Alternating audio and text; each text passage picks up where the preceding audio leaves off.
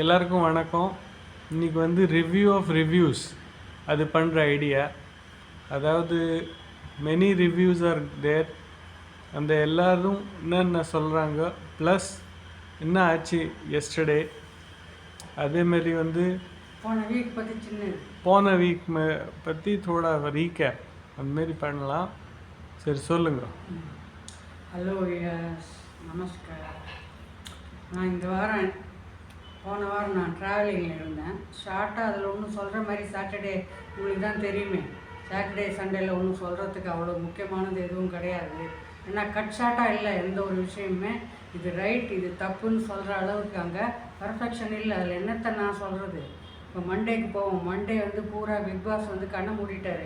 அந்த பூரா டீம் பாவம் ரெஸ்ட் எடுக்குது போல இருக்குது. அதாவது சுற்றிருந்தாங்க காலையில் குக்கிங்னா பூரா நாள் எல்லா பிளேயர்ஸும் எதுவுமே பண்ணலை. சுற்றி சுற்றி சுற்றி வந்துருந்தாங்க. என்ன அவங்க அப்புறம் அவ்வளோதான் முடிஞ்சு போச்சு. சின்ன சின்னதாக அந்த மார்னிங் ஆக்டிவிட்டி அதில் ஒன்றுமே கிடையாது. பார்க்குற மாதிரி எந்த விஷயமும் கிடையாது. டியூஸ்டேக்கு வருவோம்.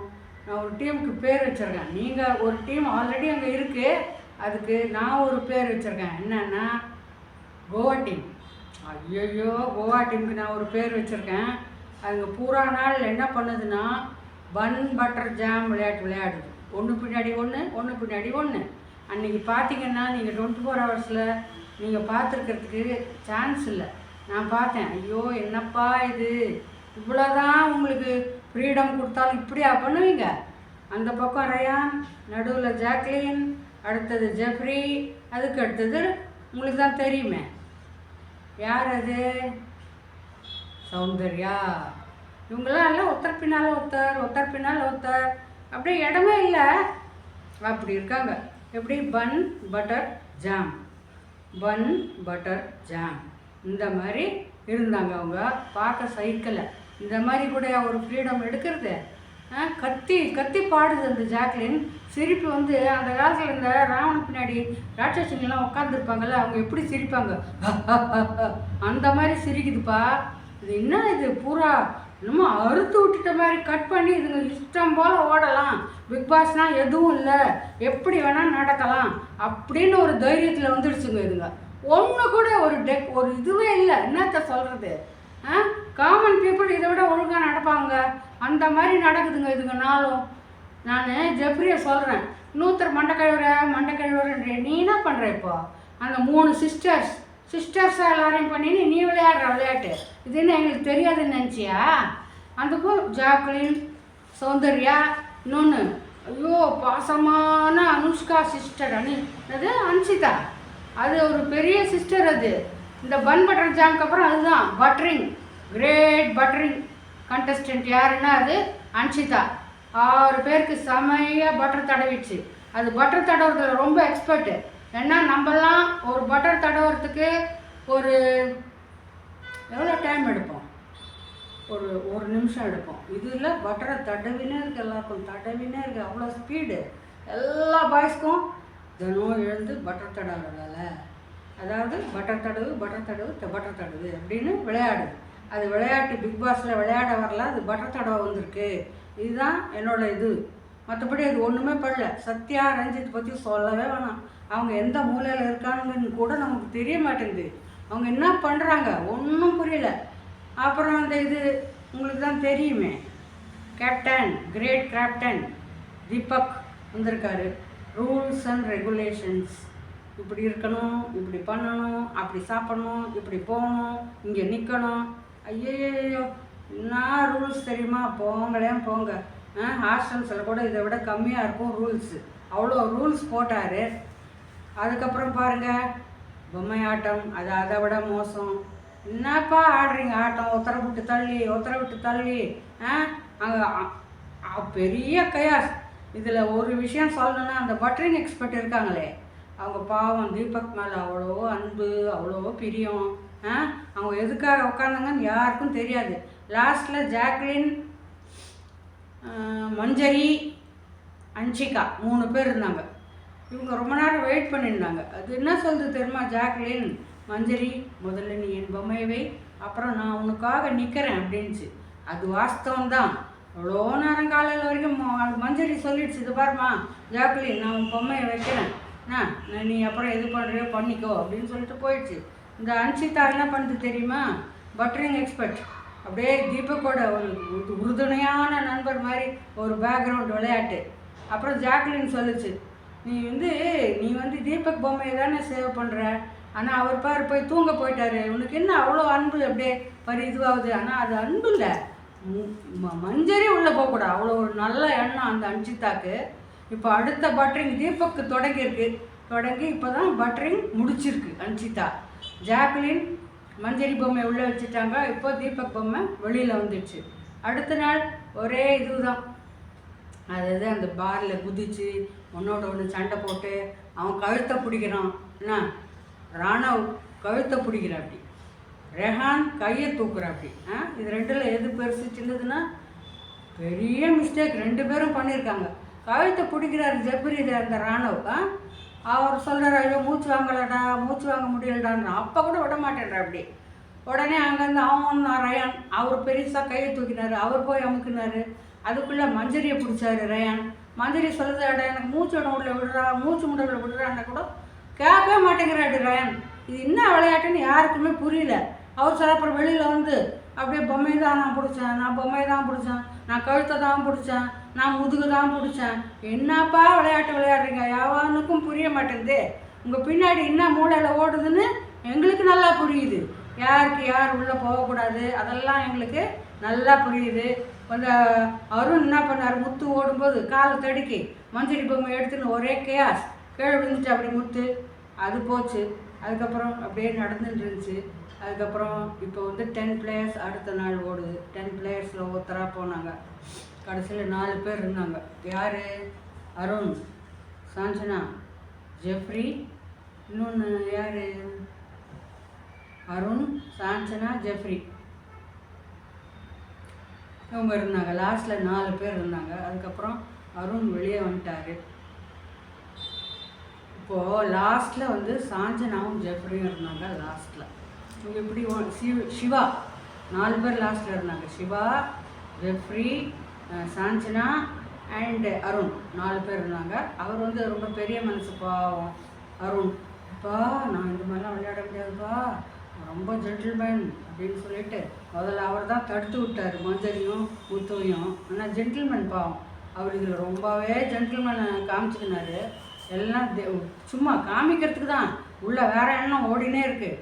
அவர் வந்து அது என்ன பண்ணார், ஏன்ப்பா நான் இதிலெல்லாம் இந்த மாதிரிலாம் விளையாட மாட்டேன்ப்பா, நான் வந்து விட்டுடுறேன், நீங்கள் 3 பேர் ஆடிக்கோங்க அப்படின்னு சொல்கிறாரு. சரின்னு சொல்லிட்டு சாஞ்சனா, ஜெஃப்ரி, சிவா ஆடுறாங்க. அதில் முதல்ல வந்து பிக் பாஸ் சொல்கிறாரு, இவங்க 2 பேருக்கும் நீங்கள் வந்து 3 பேர் இருக்காங்க இல்லையா, அதில் 2 இது பிக்கப் பண்ணுறதுக்காக சொல்கிறாரு. நீங்கள் வந்து ஒருத்தரோட ஒருத்தர் விளையாடக்கூடாது, இதில் உங்களுக்காக நான் வந்து 2 பேரை ஓட விடுறேன். அது யாருன்னா ரயான் அண்டு அருண். ரயான் அண்டு அருண். சரி, இதில் என்ன ஆச்சுன்னா பேர் ஒன்றும் உதுவாகலை. ஆனால் இவர் மாற்றிட்டார் பிக் பாஸ். நீங்கள் வந்து அந்த பக்கம் திரும்புங்க, பொம்மையெல்லாம் மாற்றி வைங்க அப்படின்னு சொன்னாங்க. அது சொன்ன உடனே என்ன பண்ண, அப்படி அருண் வந்து கையில் எடுத்த அப்படி. ஆனால் அவர் வந்து ப்ராமிஸ் பண்ணுறாரு சிவா கிட்ட. என்னன்னு ப்ராமிஸ் பண்ணுறாரு, சரி உன்னோட பொம்மை நான் கொண்டு போய் சேர்க்குறேன் அப்படின்னு. இப்படி இருக்கும்போது இவங்க 2 பேரும் ஓடுறாங்க. ஓடினா அருண் கையில் வந்து ஜெஃப்ரி பொம்மை கிடச்சிச்சு. ஜெஃப்ரி சிவா பொம்மை எடுத்துன்னு இருக்காரு. இப்போ என்ன பண்ணணும், அருண் வந்து ஒரு ப்ராமிஸ் பண்ணிட்டு வந்திருக்காரு. ப்ராமிஸை நீ வந்து இது பண்ணுவியா இல்லை விட்டுருவியா, நீ எங்கன்னா போன்னு. விளையாட்டு தானே, கேமில் ஒரு இது இருக்கா, நீ தான் ஜென்டில்மேன் ஆச்சே, ரொம்பவே ஜெனுவினாக ப்ளே பண்ணுவேன். அவர் என்ன பண்ணார், சிவா அதை எடுத்துன்னு போய் ஜெஃப்ரியோட இதை வச்சு இவர் நினச்சிருந்தா சிவா பொம்மையை இது பண்ணியிருக்கலாம். ஆனால் அது பண்ணலை. ஜெஃப்ரி பொம்மையை தூக்கி போட்டு சிவாவை ஜெயிக்க வச்சுருக்கலாம். இது கேம் தானே, என்ன தலை இதுவாக போதில்லை. உங்களோட கேரக்டர் தெரியுது, இன்னொருத்தருக்கு நீங்கள் எப்படி சப்போர்ட் பண்ணுறீங்க, உங்களை நம்பலாமா, அது நல்லா புரியுது. அருண் நீங்கள் அந்த மாதிரிலாம் ரொம்ப ரொம்ப விளையாடிட்டேங்க. இப்போ அடுத்த கேம் காமிக்க போகிறீங்க. ஒரு சின்ன நீங்கள் வந்து ஹவுஸ் இது தானே, இன்சார்ஜ் தானே, கிச்சன் இன்சார்ஜாக இருந்து என்ன பண்ணீங்க? அங்கே வந்து அப்படியே உங்களுக்காக அப்படியே தாங்குறாங்கப்பா அவங்க கிச்சன் டீம். அந்த ஒரு சின்ன ஒரு ப்ரெட்டு டோஸ்ட் பண்ணுறத அது முத்துவுக்கு போயிடக்கூடாதுன்றது தான் உங்களுக்கு உண்மையான ஒரு மனசில். அதை என்ன நீங்கள் பண்ணுறீங்கன்னா, நீ யாருக்கும் டோஸ்ட் பண்ணக்கூடாது, என்ன யாருக்கும் டோஸ்ட் பண்ணக்கூடாது, அது வந்து தப்பாயிடும் அப்படின்னு எல்லார் கையிலும் 2 பிரெட் கொடுக்குறீங்க. இது ஒரு சின்ன விஷயம், நிப் இட் இன் தி பட் அப்படின்னு நினச்சிருந்தா ஒரு செகண்டில் இதை சரி பண்ணியிருக்கலாம். அதை வந்து கை கூப்பிட்றதும் இது பண்ணுறதும் அது பண்ணுறதும் வேண்டாத ஜஸ்டர்ஸ் அவர் தான் காமிச்சார். அவர் ஒன்று தான் காமிச்சார். அது நீங்கள் எவ்வளோ தான் சப்போர்ட் பண்ணாலும் அங்கே ஒரு மஞ்சரியை பிடிச்சின்னு 8 பேர் வந்து கத்துறாங்க மஞ்சரிக்கு பின்னாடி. அந்த ஜெஃப்ரி என்னவோ பெரிய கிரேட் விளையாடுற மாதிரி, ஓ நீங்கள் இப்படி பண்ணக்கூடாது, இந்த கிச்சன் டீம் இப்படி தான் இருக்கும் அது இதுன்னு. சிவா அதுக்கு மேலே என்ன ஒரு பெரிய இது சொல்கிற மாதிரி, ஏய் நீ என்ன பண்ணுற அப்படின்னு, எல்லாம் நீங்களாம் குழந்தைங்களா இது மாதிரி விளையாடுறீங்களே, அவங்களுக்கு எவ்வளோ கஷ்டம் அப்படின்னு சப்போர்ட் பண்ணுற மாதிரி. அதாவது கண்டென்ட்டுக்காக தான் விளையாடுறாங்க எல்லாரும் தெரிஞ்சு போச்சு. யாருமே மனசார விளையாடல. அதில் மஞ்சரியை எப்படி நம்ம கண்டென்ட்டுக்காக யூஸ் பண்ணிக்கலாம் அப்படின்னு நான் மஞ்சரி அவங்களோட கேரக்டர் அப்படி தான். எனக்கு கூட மஞ்சரியை கேமில் பிடிக்காது. ஏன்னா சுற்றி வளைப்பாங்க, சொல்கிறத டக்குன்னு சொல்ல மாட்டாங்க, வேண்டாத விஷயத்தில் வேண்டாத தப்பு பண்ணி உள்ளே நுழைவாங்க. அது நிறைய இடத்துல எனக்கு பிடிக்காது. ஆனால் இந்த ப்ரெட்டு பண்ணாங்களே அதில் மஞ்சரி மேலே தப்பு ரொம்ப கம்மி. தப்பெல்லாம் அந்த கேப்டன் மேலேயும் அந்த கிச்சன் இன்சார்ஜ் மேலேயும் அந்த கிச்சன் டீம்லேயும் தான் இருந்துச்சு. இந்த என்ன பண்ணுது அந்த இது சார்ஜென்ட்டுன்னு அந்த சௌந்தர்யா என்ன பண்ணின்னு இருந்துச்சு 4 நாள் ஊரை சுற்றி ஊழாயிட்டு இருந்துச்சு. ஆனால் அதெல்லாம் செக் பண்ணுறதுக்கு என்ன ஆகும், 5 நிமிஷம் மிச்ச நேரம் என்ன பண்ணுச்சு சௌந்தர்யா, நல்லா டைம் பாஸ் பண்ணுச்சு. அங்கே போய் பிரெட் பட்டர் ஜாம் விளையாடிருந்துச்சு. என்ன பண்ணிச்சு அது பெரிய, அதுக்கு வேறு அப்ரிசியேஷன் என்னத்தோ பெரிய இது மரத்தை வெட்டி சாச்ச மாதிரி பெரிய அப்ரிசியேஷன் பண்ணுற மாதிரி எதுவும் பண்ணல சௌந்தர்யா.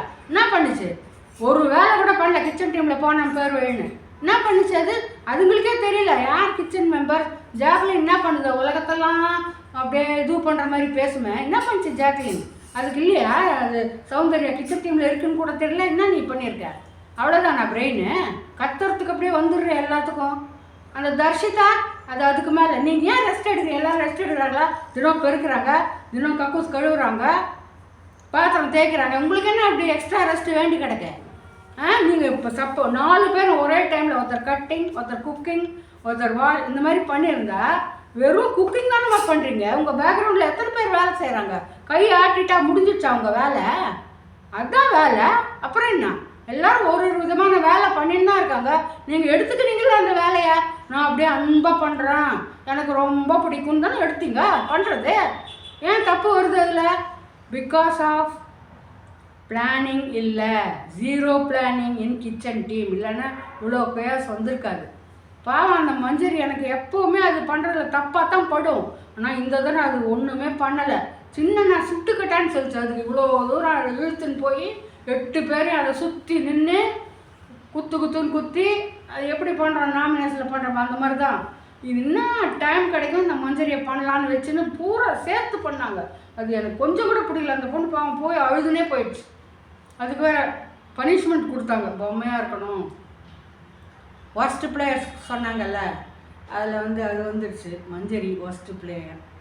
இன்னொன்று ராணவ் தானே ஒர்ஸ்ட் பிளேயர்னு கொடுத்துட்டு அவங்கள பொம்மையாக பண்ணாங்க.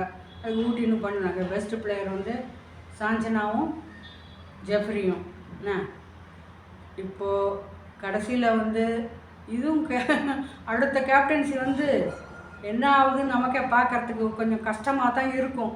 இது ஒரு மாதிரி ஓடிச்சு கேப்டன்சி.